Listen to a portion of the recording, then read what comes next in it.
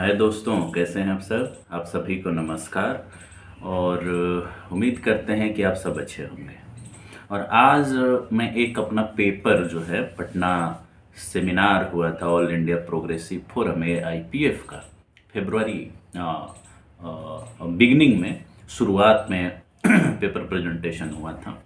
और मैं बहुत दिन से सोच रहा था कि उस पेपर प्रेजेंटेशन जो वहाँ किया था हमने, उसको एक वीडियो रिकॉर्ड करूँ, उस पर मैं बातचीत करूँ आपसे। बहुत ही बेहतरीन पेपर है, लोगों ने बहुत सराहा इसको। और आज मैं उस पेपर को आपके सामने रखूँगा। इंग्लिश में है, कोशिश करिएगा इसको समझने का। मैं कोशिश ये भी करूँगा कि इसको थोड़ा हिंदी में भी बोलूँ और बताऊँ।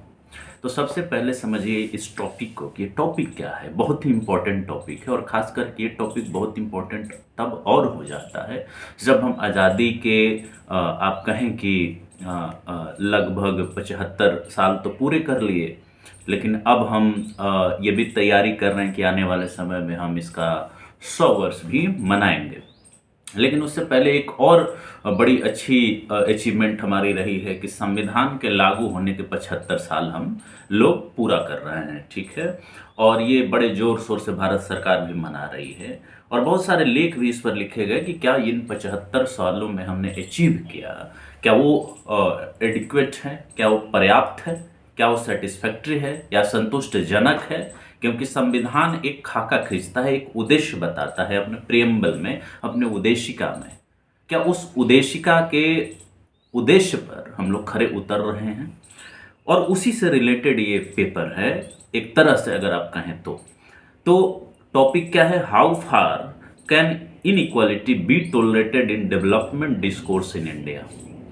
ये टॉपिक का नाम है कि किस किस सीमा तक हम अपने जो डेवलपमेंट का मॉडल है, डेवलपमेंट की जो चर्चा है, उस चर्चा में हम इन इक्वालिटी को किस हद तक टॉलरेट कर सकते हैं, कितना हद तक बर्दाश्त हो सकता है। इसी पर ये पेपर आधारित है, इसी टॉपिक पर ये पेपर पूरा आधारित है। मैं कोशिश करूंगा पढ़ पढ़ के बताने का कि क्या इसमें बताया गया।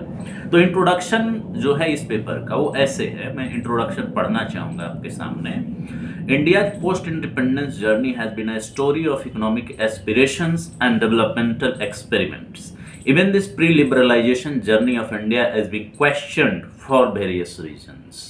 ठीक है, ये कहा गया है कि इंडिया के आज़ाद होने के बाद हमारा इकोनॉमिक एस्पायरेशंस था, डेवलपमेंट एक्सपेरिमेंट्स हम कर रहे थे, लेकिन इस पर सवाल अब उठने शुरू हो गए। बहुत सारे इकोनॉमिस्ट अब सवाल उठा रहे हैं, और हमने रेफरेंस दिया अशोका मोदी की किताब इंडिया इज ब्रोकन। उस किताब को भी आप पढ़िए। क्यों, कहाँ खामियां थीं आपके आज़ादी के बाद जो डेवलपमेंट का मॉडल एडॉप्ट किया गया, प्लानिंग का जो मॉडल अपनाया गया, उसमें कहाँ चीज़ें कमी कहाँ रह गई कि आज भी हम असमानता के बहुत बड़े स्तर को प्राप्त किए हुए हैं। अचीवमेंट अपनी तरफ है, बहुत सारी चीज़ों में अचीवमेंट हुई है, लेकिन असमानता का जो पैमाना है, असमानता जो आप सोसाइटी में इंडिया में देख रहे हैं, वो बड़ा ही बुरी स्थिति में है। वो क्यों है? क्यों हम समानता नहीं प्राप्त कर पा रहे हैं? और क्या पूरी तरह से समानता मतलब सबके बीच जो कंप्लीट इक्वालिटी होता है, क्या वो संभव है या नहीं है? और नहीं भी अगर कंप्लीट है तो कितना हद तक संभव है? क्या ये गैप जो है समानता और असमानता के बीच, ये कम हो सकती है या नहीं हो सकती है? उसी को समझने का प्रयास किया गया है। दूसरा जो कंपोनेंट है इस इंट्रोडक्शन में, since liberalisation in 1991 the country has witnessed unprecedented economic growth. This growth has been accompanied by deepening inequality. This paradox presents a critical question: how much inequality can be deemed tolerable within the development discourse in India? तो यहाँ बताया गया कि 1991 में जब यहाँ liberalisation आया, privatisation आया, ग्लोबलाइजेशन आया, LPG जिसको कहते हैं, उसके बाद से ग्रोथ तो खूब हुआ, लेकिन उस ग्रोथ का फायदा जिनको मिलना चाहिए, जिसको हम जॉबलेस ग्रोथ भी कहते हैं, इनइक्विटेबल ग्रोथ भी कहते हैं, ग्रोथ तो हुआ, डेवलपमेंट नहीं हुआ, सबका डेवलपमेंट नहीं हुआ। बिलियनियर्स बन गए, ट्रिलियनियर्स बन गए, लेकिन आम जनता तक उस डेवलपमेंट का जो फल होना चाहिए वो नहीं पहुंच पाया। और आज असमानता की जो स्थिति है इस देश में, बेरोजगारी की जो स्थिति है, शिक्षा से जो वंचित लोग हैं, शिक्षा से कैसे वंचित हैं, स्वास्थ्य से कैसे वंचित हैं, ये सारी चीजें आपको दिख रही होंगी। ये हम नहीं कह रहे हैं, ये गवर्नमेंट का डेटा कह रहा है, डेटा उठा के पढ़िए। उसके बाद इसका जो नेक्स्ट कंपोनेंट आता है, जो सब हेडिंग है इस पेपर का, वो है राइजिंग इनइक्वालिटी इन इंडिया। एक नजर डालिए इनइक्वालिटी पर, उसको हमने इसमें मेंशन किया है इस कंपोनेंट में। मैं पढ़ना चाहूंगा इस पैराग्राफ को।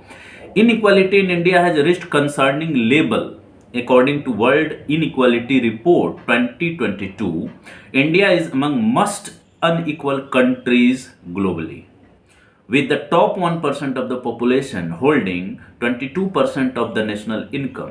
Meanwhile, the bottom 50% earn merely 13% of the national income. The COVID-19 pandemic exacerbated these disparities, with the wealth of billionaires doubling while millions slide back into poverty. Quote Oxfam Report 2022। क्या मतलब हुआ इसका? ये हम नहीं करेंगे, ये रिपोर्ट्स कह रहे हैं जो ग्लोबल लेवल पर जारी किए जाते हैं। इनइक्वालिटी रिपोर्ट जो कह रहा है वो ये कह रहा है कि इंडिया उन कंट्रीज में शामिल है ग्लोबली जहां पर इनइक्वालिटी बहुत अधिक है।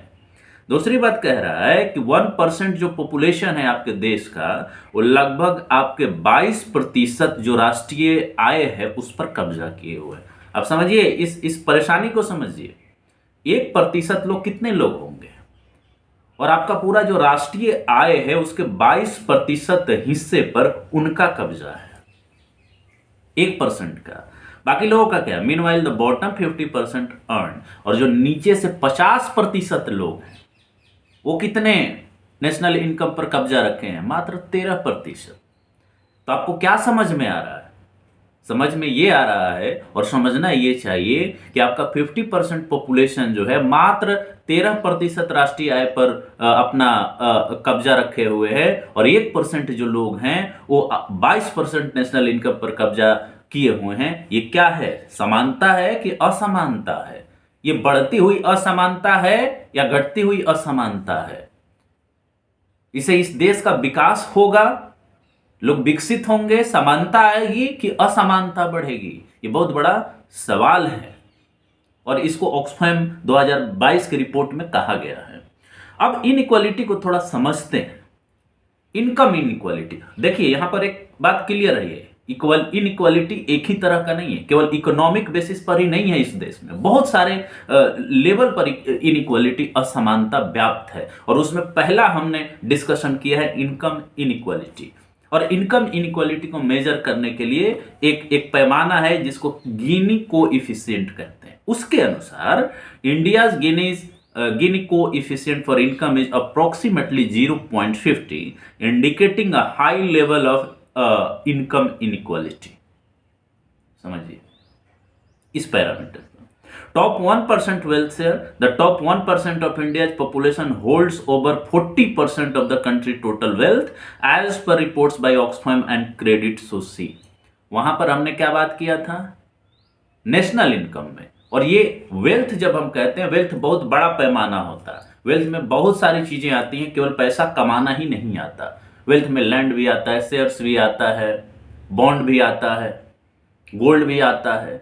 ओवरऑल अगर इकोनॉमिक सेंस में आप छोड़ दें तो आपका सोशल पॉलिटिकल कैपिटल को भी आप इसमें शामिल कर सकते हैं। उस पैमाने पर अगर देखें तो इंडिया का 1% पॉपुलेशन ये क्या बताता है? एकाधिकार। ये क्या बताता है?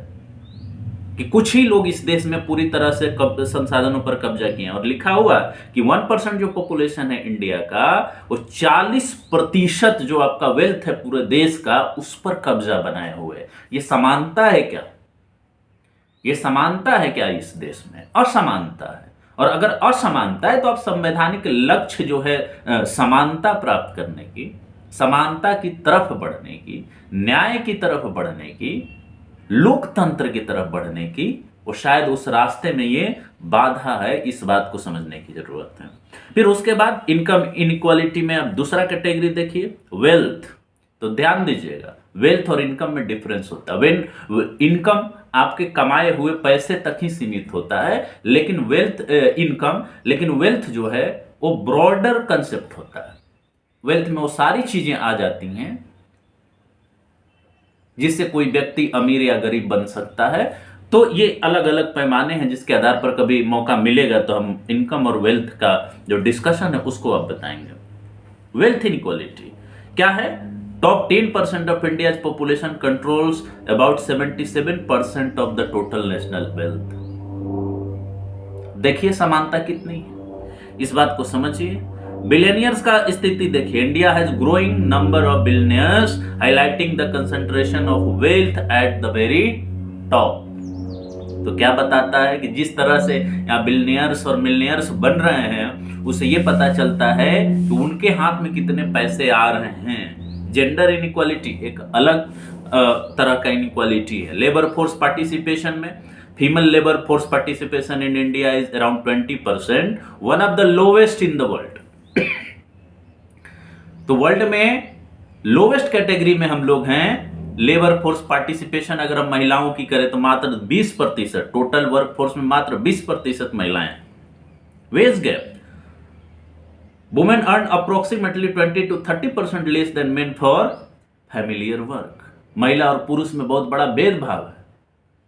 उसके बाद एडुकेशन गैप, एडुकेशन में भी बहुत बड़ा गैप है महिला और पुरुष में।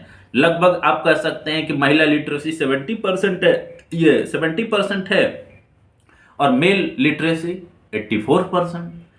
कास्ट बेस्ड इनइक्वालिटी, कुछ लोग इतने मानसिक रूप से आप कह सकते हैं कि अब हम उनको क्या नाम दें कि वो कास्ट इनइक्वालिटी को इनइक्वालिटी मानते ही नहीं है। इसमें राइट लेफ्ट सब लोग शामिल हैं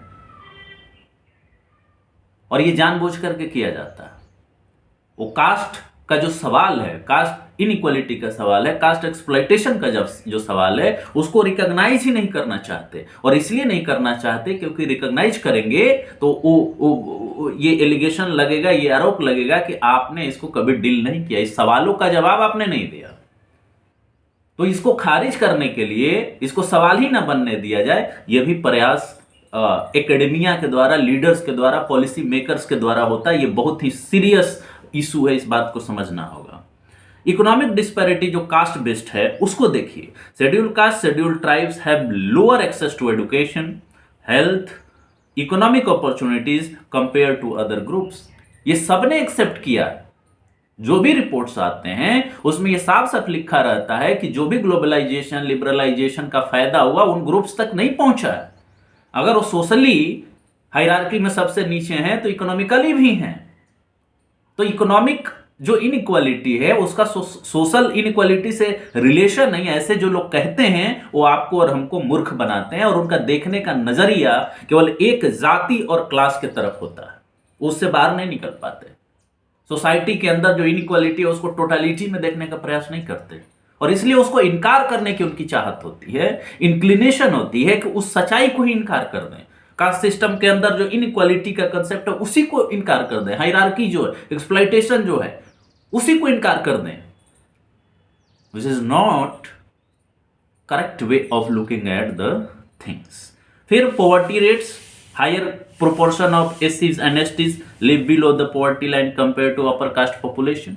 जो बिहार में कास्ट सर्वे हुआ उठा के देख लीजिए कि 80% लोग जो गरीबी रेखा में आते हैं वो कौन हैं? क्या वो अपर क्लास और कास्ट के लोग होते हैं क्या? इस बात को समझना होगा आपको। गरीबों में सबसे गरीबी का शिकार कौन है? असमानताओं में असमानता का शिकार सबसे कौन है? अपर कास्ट है क्या? अपर क्लास है क्या? ये सवाल पूछने पे इनको मिर्ची बहुत लगती है, लेकिन सच्चाई तो यही है। सच्चाई तो यही है, रिसोर्सेज पर इन्हीं क्लासों का कब्जा है, इसी कास्ट ग्रुप का कब्जा है। ऑक्सफैम का रिपोर्ट उठा के देख लीजिए, world equality lab, inequality lab का रिपोर्ट उठा के देख लीजिए, भारत की जो संस्था है, भारत का जो सर्वे होता है, पीरियोडिक लेबर फोर्स सर्वे जो है उसको उठा के आप देख लीजिए, कास्ट सर्वे जो बिहार में हुआ उसको उठा के आप देख लीजिए। There are lot of datas and you can deny this, you should not deny this. तो इनइक्वालिटी दोस्तों इस पेपर में मेंशन है कि बहुत तरह की इनइक्वालिटी है, रीजनल इनइक्वालिटी है, एडुकेशन एंड हेल्थ इनइक्वालिटी है, उसके डिटेल में हम नहीं जाएंगे। लेकिन ये बहुत बड़ा चैलेंज है अपने अपने देश के सामने कि एक तरफ हम ढिंढोरा पीटते हैं कि इंडिया इतने इतनी बड़ी इकोनॉमी हो गई। अभी रिपोर्ट रिसेंटली आया है कि India has become a 4.3 trillion economy and that need to be praised, that should be celebrated. लेकिन the question is that whether the fruits of development is reaching at the bottom level of the society. The answer is no. The answer is no. Constitution is saying that, and especially the preamble of Constitution is saying that economic justice, social justice, political justice. But where is the justice if there is no equality?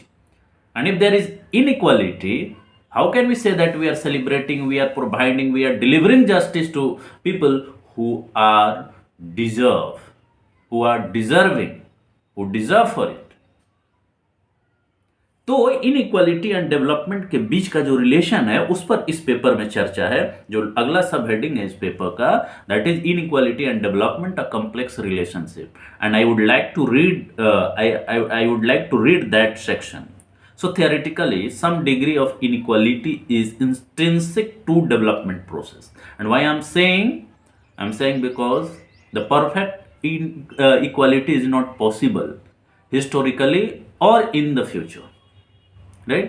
कि कभी भी ये संभव नहीं हुआ है कि complete equality स्थापित कर दिया जाए, लेकिन ये हमेशा संभव हुआ है कि इनइक्वालिटी जो दो ग्रुप्स के बीच या वेरियस ग्रुप्स के बीच है, जो इनइक्वालिटी का जो गैप है उस गैप को कम किया जा सकता है, उन्हें प्रयास किया जा सकता है वहां तक लाने का, कुछ सपोर्ट देने का, ताकि वो मेन स्ट्रीम में आ सके। हम मेन स्ट्रीमिंग का एडवोकेसी नहीं कर रहे हैं, हम ये कहना चाहते हैं कि उनको मौका दिया जा सकता है कि वो अपने लाइफ का जो इशू है, लाइफ में जो वो डिप्राइव्ड है जिन चीज़ों से, उन्हें प्रोवाइड कराया जा सकता है। ये हमेशा होता रहा है। So, economists like Simon Kuznets suggest that inequality might initially rise in developing economies before falling as a growth progress. However, India's trajectory seems to deviate from Kuznets' curve as inequality continues to rise despite sustained economic growth. तो यहाँ economist भी fail हो रहे हैं। जहाँ वो कहते थे कि शुरू में ये इनइक्वालिटी बढ़ेगा लेकिन धीरे धीरे घटेगा, इंडिया में उल्टा हो रहा है, वो घटने की बजाय और बढ़ रहा है। कंसंट्रेशन ऑफ वेल्थ कुछ हाथों में सीमित होता जा रहा है, इस देश के लिए सही नहीं है।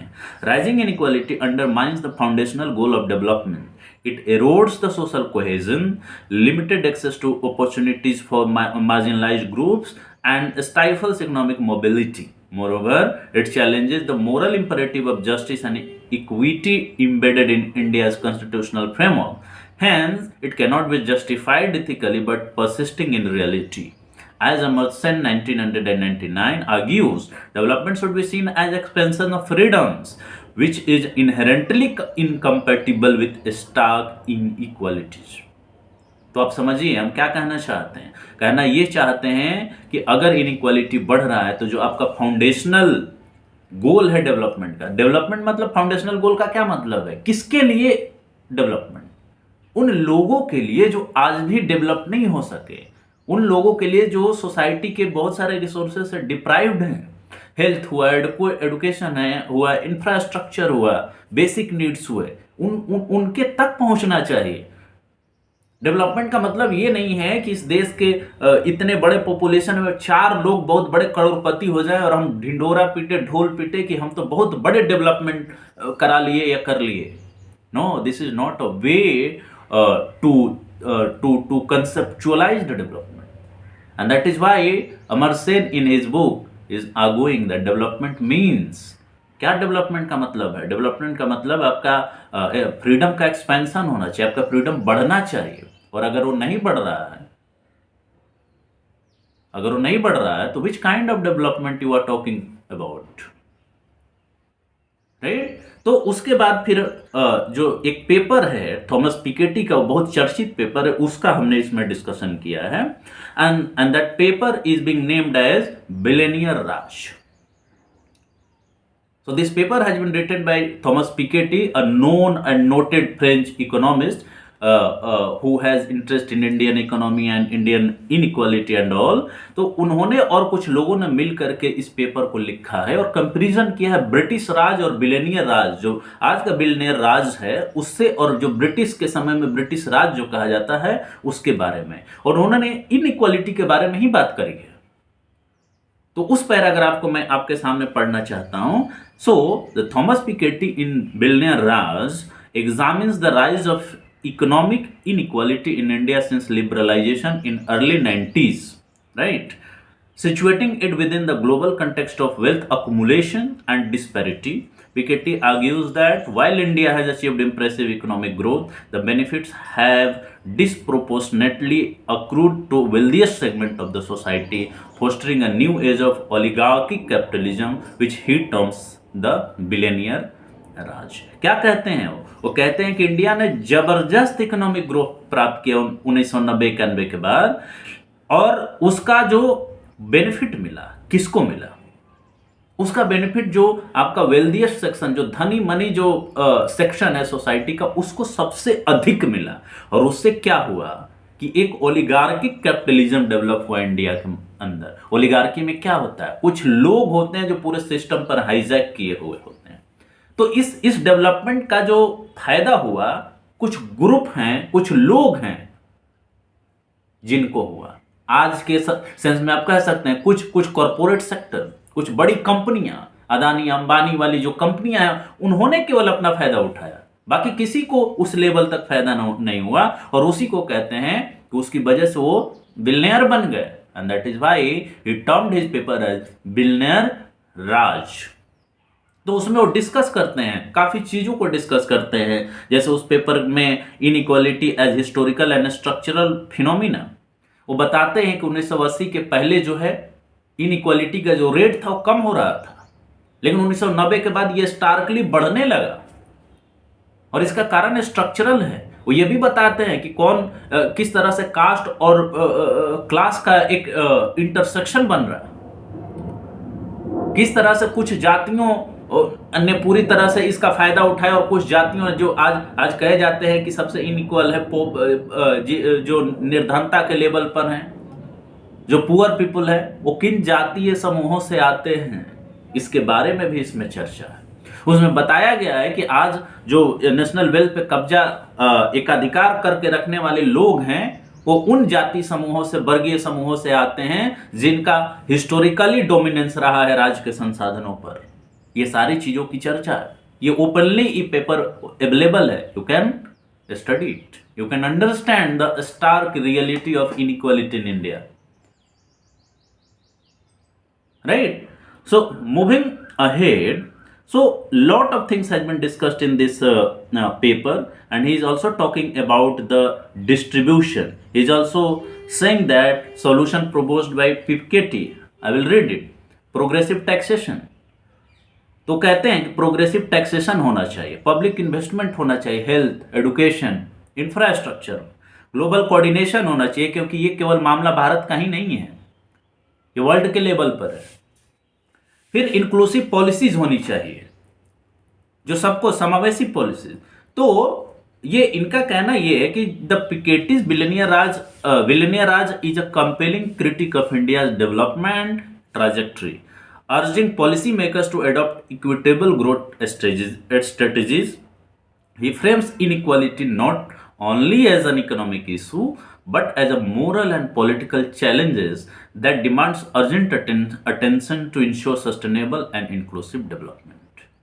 Further, class inequality and caste inequality in India are deeply interconnected. और खास करके उनको मैं कह रहा हूं कि जो हमेशा एक गलत चश्मा लगा करके देखते हैं कि क्लास और कास्ट इनइक्वालिटी में कोई रिलेशन नहीं है, अपनी मानसिक स्थिति को थोड़ा सुधारें और थोड़ा ऑब्जेक्टिव होकर के चीज़ों को देखने का कोशिश करें। उनके हैंड साइड में ये चलता रहता है कि वो किस ग्रुप और किस क्लास से आते हैं, और तब ये बात तो कहने की शुरुआत करते हैं कि नहीं, क्लास और कास्ट तो अलग है। जबकि इंडिया के बहुत सारे लोगों ने, पॉलिटिशियंस ने या इंटेलेक्चुअल्स ने इस बात को साबित किया है कि there is interconnection between class and caste. Now, those castes who are upper caste or dominant caste have their control, or you can say dominant control over the resources of the society, and they are caste also, they are class also. जो dominant caste या class है वही आज class है, वही dominant caste और बाकी चीजें हैं। सोसाइटी में उन्हीं का डोमिनेंस है, चाहे वो कल्चरल कैपिटल हो, सोशल कैपिटल हो, पॉलिटिकल कैपिटल हो, इकोनॉमिक कैपिटल हो, उन्हीं का डोमिनेंस है। हम ये नहीं कह रहे कि एक्सेप्शन नहीं हो सकता, एक्सेप्शन हो सकता है, लेकिन एक्सेप्शन को आप जनरल रूल नहीं मान सकते ना। इसी एक्सेप्शन को कुछ लोग दिखाने की कोशिश करते हैं, उसे सच्चाई बनाने की कोशिश करते हैं। उनके उनके इस पूरे कंसेप्चुअलाइजेशन में एक साफ साफ से प्रिजुडिस झलकता है, राइट। तो इसमें ये बात कहा गया इस पेपर में, as caste hierarchies have historically influence the socio economic structure of Indian society. तो कास्ट हायरार्की में जो ऊपर है उसी के पास सारा वेल्थ है। हम सारा वेल्थ का मतलब ये नहीं कह रहे हैं कि सब उसी का कब्जा है, हम ये कह रहे हैं कि मोस्टली संसाधनों पर उसी का कब्जा है। गरीबी रेखा में आने वाले वैसे सारे लोग हैं जो कास्ट हायरार्की में सबसे नीचे होते हैं, ये हमें बताने की जरूरत नहीं है। पब्लिक डोमेन में सारे रिसोर्सेज और डेटा हैं, you can access those data and you can understand that. But the problem is that some people in Indian society are not opening their eyes to understand the reality of inequality, injustice, right? So this relationship is both structural and cyclical, with economic policies and societal norms reinforcing each other to perpetuate the disparity. तो जो economic policy हैं और जो society का structure है, वो दोनों एक साथ से इंटरेक्ट करके जो ये इनइक्वालिटी है, डिस्पैरिटी जो है, उसको लगातार बढ़ाने की कोशिश कर रहा है, बढ़ा रहा है, क्योंकि ये उनके फायदे हित में है जो सोशल जो रिसोर्सेज के ऊपर कब्जा बनाए हैं। इनइक्वालिटी से उनको फायदा है, डिप्राइवेशन से फायदा है। इक्वल सोसाइटी नहीं बनेगा तो उनके लिए लेबर फोर्स अवेलेबल रहेगा, सस्ते मजदूर मिलेंगे, उनका वो शोषण करके अपना मुनाफा बढ़ाएंगे। इस बात को समझने की जरूरत है। फिर इसमें बात की गई है कि लिमिट्स क्या है, कोई लिमिट है इस इनइक्वालिटी का, कोई उस पे सोच है, कोई पॉलिसी है इंडिया के अंदर कि कितने हद तक इनइक्वालिटी। कुछ लोग एडवोकेसी करते हैं that if India needs growth development there must be certain level of inequality, but they are not replying to the question that how far this inequality is necessary in Indian development model. They are not giving the answers. तो क्या समझा जाए? हमारे हिसाब से inequality बहुत हद तक नहीं बढ़ना चाहिए, लेकिन उसकी सीमा क्या हो, उस सीमा पर तो डिस्कशन होना चाहिए। हाउ फार, कितनी हद तक?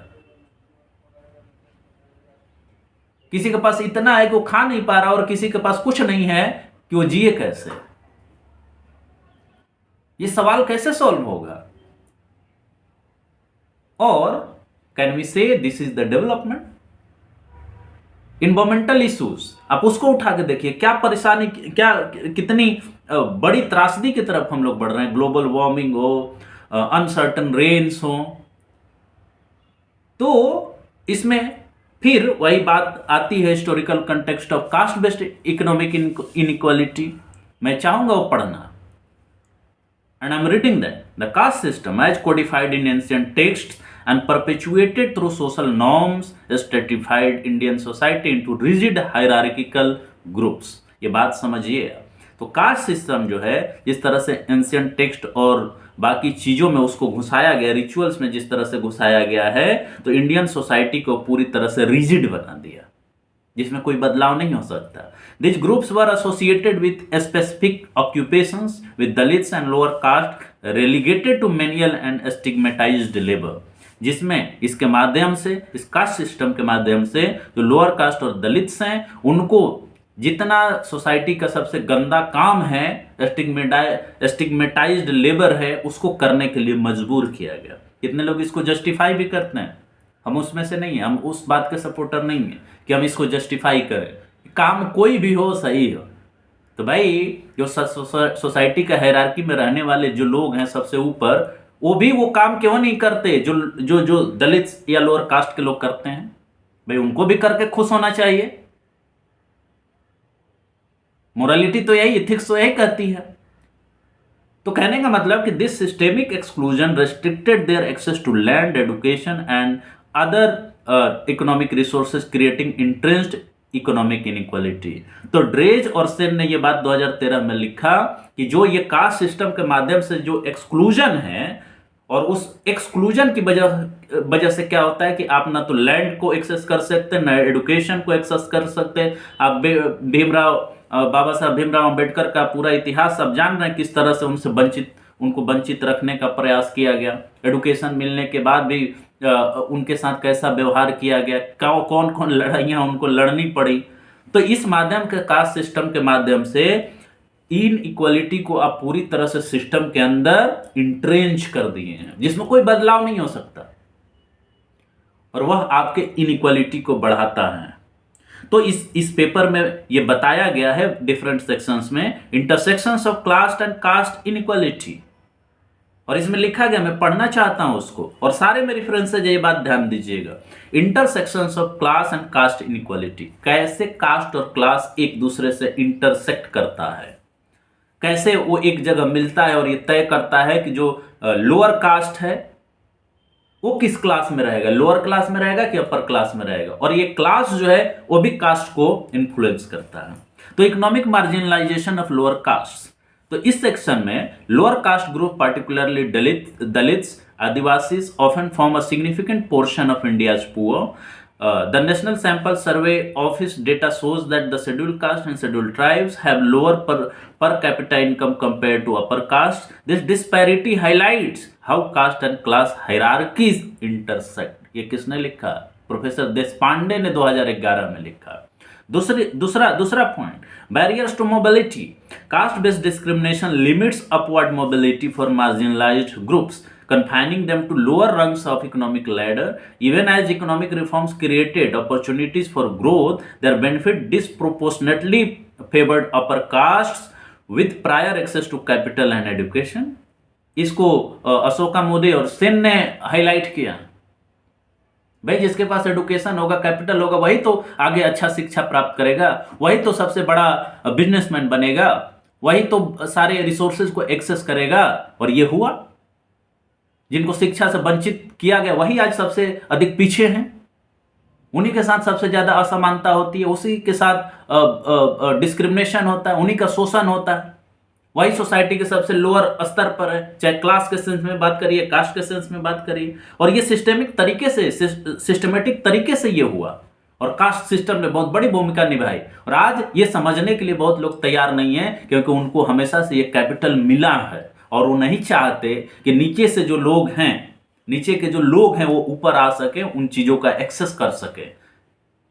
और इसीलिए बार बार मैं बोलता हूं कि इंडियन एजुकेशन सिस्टम भी एलीट है, ये उन्हीं को फेवर करता है जिनके पास सारी कैपिटल का एक्सेस है।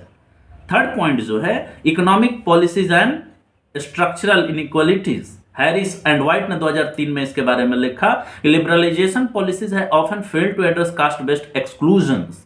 तो लिबरलाइजेशन का पॉलिसी जो है ना, कास्ट बेस्ड एक्सक्लूजन को एड्रेस ही नहीं करता है, बहुत ही सिंप्लीफाइड वे में, जनरलाइज वे में करता है, वो रिकॉग्नाइज भी नहीं करता इस सवाल को, वो कास्ट के क्वेश्चंस को ही अपने डिस्कोर्स से गायब कर देता है। For example, the formal economic system growth disproportionately benefits upper caste while lower caste workers remain tapped in informal and insecure jobs, perpetuating class inequality.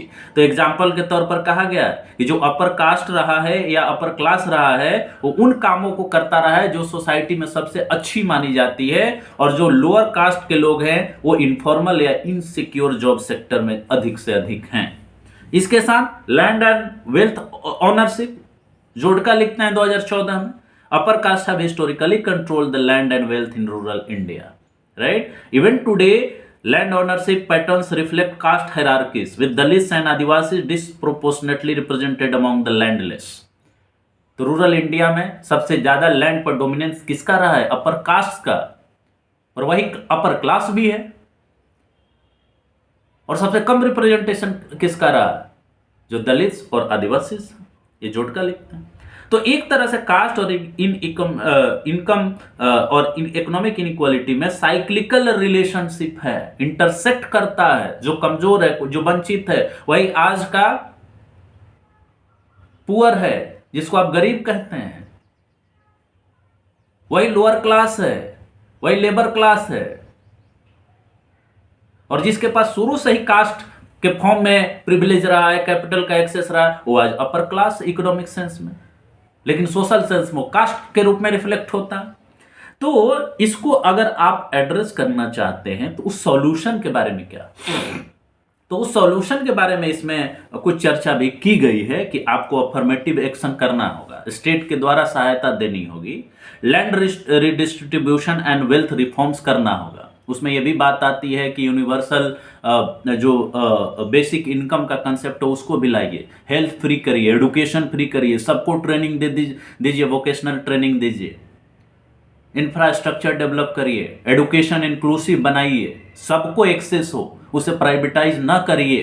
क्योंकि आज जो भी आज डेवलप्ड कंट्रीज हैं उन्होंने कहीं ना कहीं एडुकेशन को फ्री किया, उसको प्राइवेटाइज नहीं होने दिया।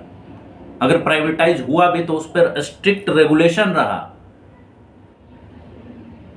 एडुकेशन से कोई वंचित नहीं होना चाहिए, तब एक बेहतर आप इकोनॉमी बना सकते हैं।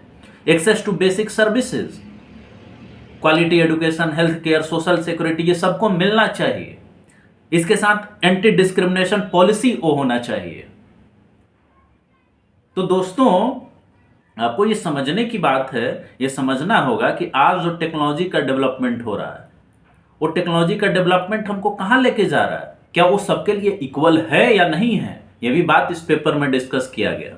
सो how India has failed in achieving constitutional goal of equality and social justice in development model inspired by LPG, and I would like to read that 2 paragraphs under this or in this subheading, right? So India's development model shaped by liberalization, privatization and globalization, in short LPG reforms of 1991, has significantly fallen short of achieving the constitutional goal of equality and social justice.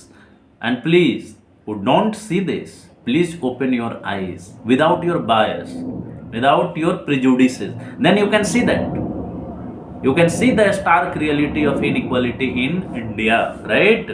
While beating the bush that inequality is not existing in India, right? While LPG model catalyzed economic growth and integrated India into global economy, it disproportionately benefited urban elites, widened income disparities, and left rural, tribal, marginalized communities further disenfranchised. The privatization of essential services such as healthcare, education, and water supply has deepened inequalities, making access to basic rights contingent on economic privilege. Right, इस बात को समझिए, बड़ा ही इसका deep meaning है।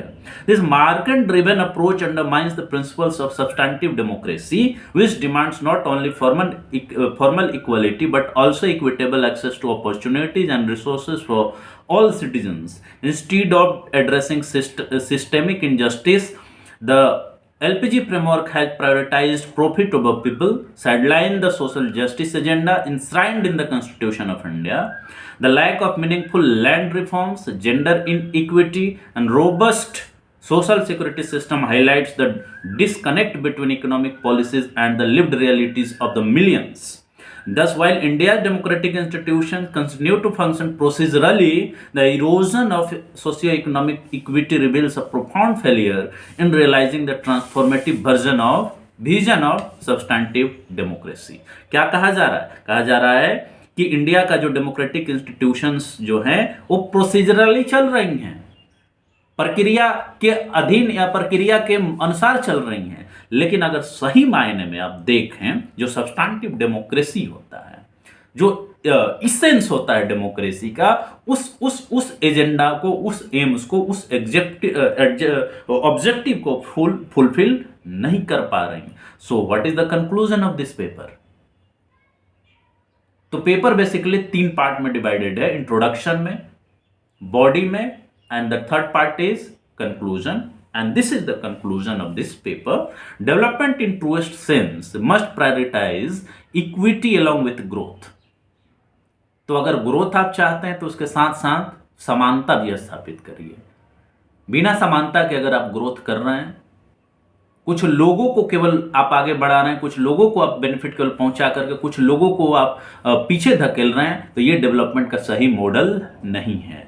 So this paper is indicating and suggesting that we need to have an alternative model of development, alternative way of thinking development, alternative way of thinking about equality and inequality, embracing the reality of caste and class intersectionality, right? So tolerating rising inequality in name of economic expansion is not only ethically indefensible but also economically unsustainable. तो क्या कहा जा रहा है कि अगर आप inequality को ये मान लेते हैं, इसको आप मान करके चल रहे हैं, इसको बर्दाश्त अगर कर रहे हैं, तो ये केवल इथिकली ही गलत नहीं है बल्कि इकोनॉमिकली भी, आर्थिक रूप से भी ये समावेशी नहीं है, ये सस्टेन नहीं करेगा लॉन्ग टर्म में।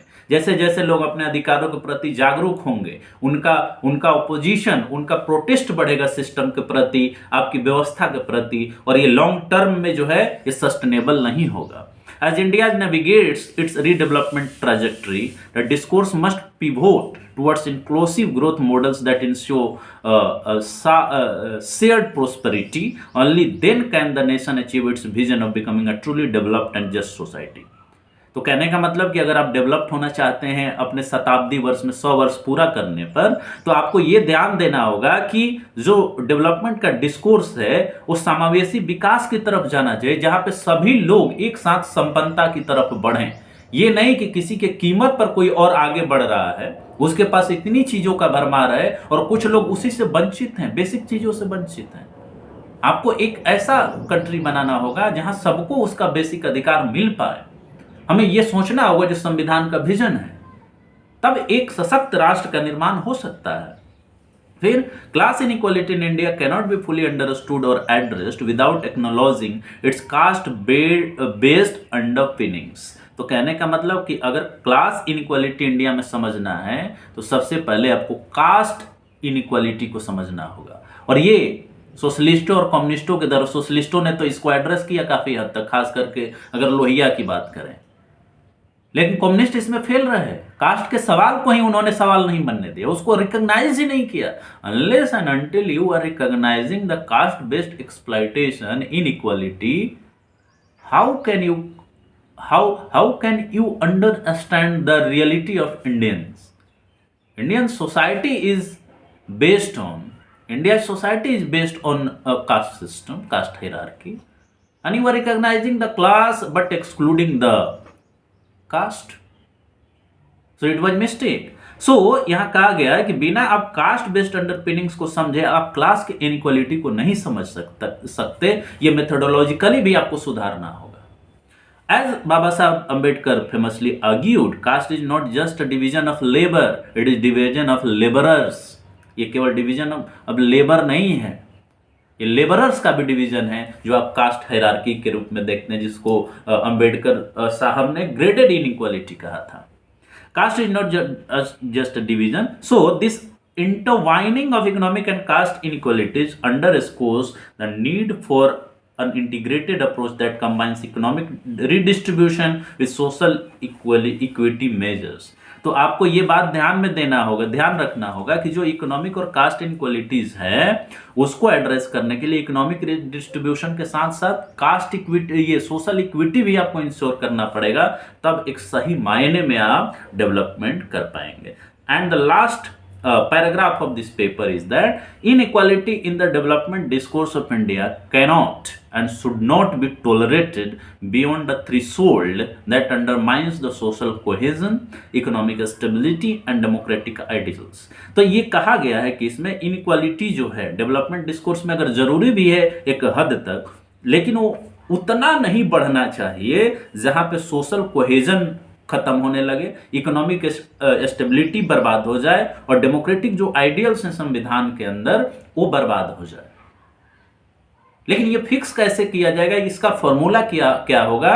It needs serious attention, serious discussion.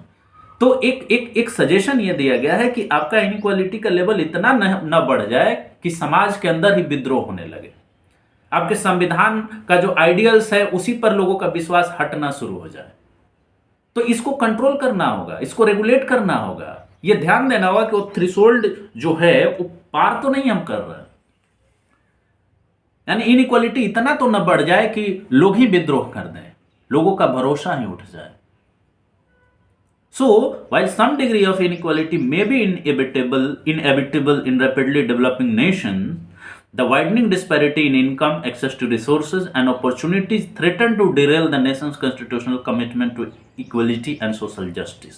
तो कहने का मतलब कि एक हद तक तो चलिए ठीक है, लेकिन अगर वो कॉन्स्टिट्यूशनल जो कमिटमेंट है social, economic and political justice का, अगर उसी को थ्रेटन करने लगे तो फिर ये बड़ा मुश्किल हो जाएगा।